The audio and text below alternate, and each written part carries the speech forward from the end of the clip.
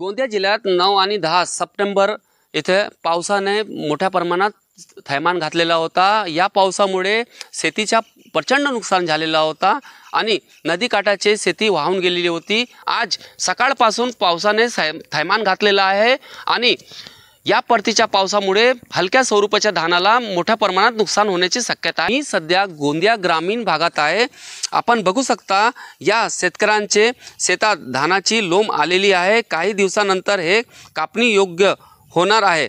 गोंदिया जिल्हा हा धानाचा जिल्हा अशी ओळख असून गोंदिया जिल्ह्यात मोठ्या प्रमाणात धानाची लागवड करण्यात आलेली आहे आणि परतीच्या पावसामुळे 8 ते 10 दिवसात जे हलका धानाची कापणी होणार होती त्यांना प्रचंड नुकसान सहन करावा लागणार व भारी धानाला फायदा होणार असल्याची शक्यता आहे। तरी या परतीच्या पावसामुळे शेतकऱ्यांमध्ये चिंतेचे वातावरण निर्माण झालेले आहे आणि परतीच्या पावसामुळे हलक्या स्वरूपाच्या धानाला मोठा प्रचंड नुकसान होण्याची शक्यता आहे आणि शेतकरी चिंतेत आहे।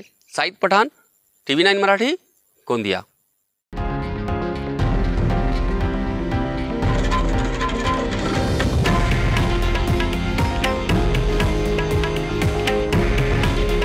हे आहे देशातील नंबर 1 न्यूज नेटवर्क आणि आपण पाहत आहात TV9 मराठी। काळजी तुमची, हित महाराष्ट्राचं।